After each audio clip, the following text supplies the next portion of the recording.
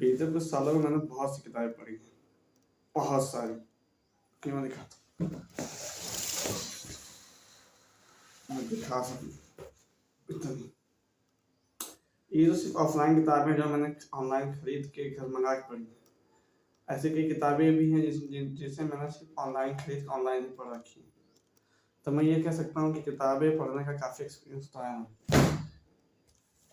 पर दिक्कत किताबों में नहीं है।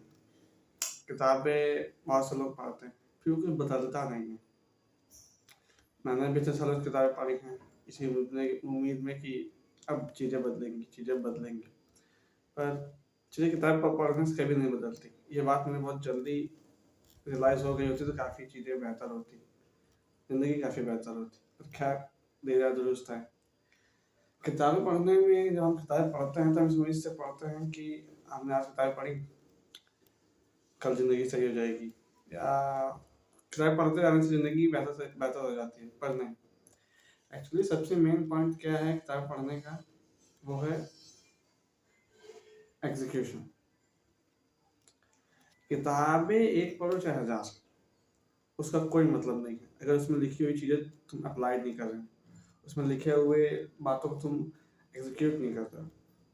वरना ये किताबें भी उन चीज़ों की तरह है जैसे नेटफ्लिक्स पे कंज्यूम किए गए कंटेंट, जिन्हें हम देखते तो हैं फिर भूल जाते हैं। वही हाल किताबों का हो जाता है। अगर आप सिर्फ किताबें पढ़ रहे हैं, सिर्फ पढ़ने के लिए पढ़ रहे हैं, कुछ सीखने के लिए नहीं, तो किताबों के ढेर पढ़िए, कोई फर्क नहीं करेगा, कुछ नहीं बदलेगा।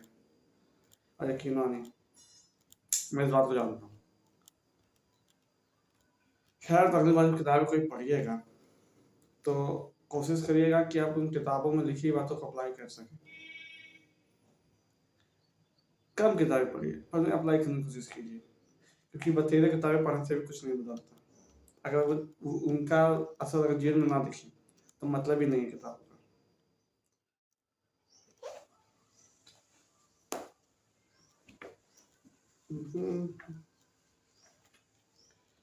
एक मनुष्य के रूप में हम किसी भी चीज के आदी हो सकते हैं।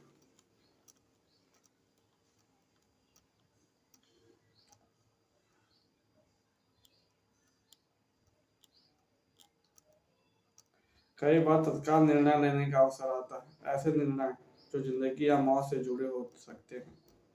उस समय कैदी यही तय करते हैं कि भाग्य ने उनके लिए जो चुना है वही ठीक है।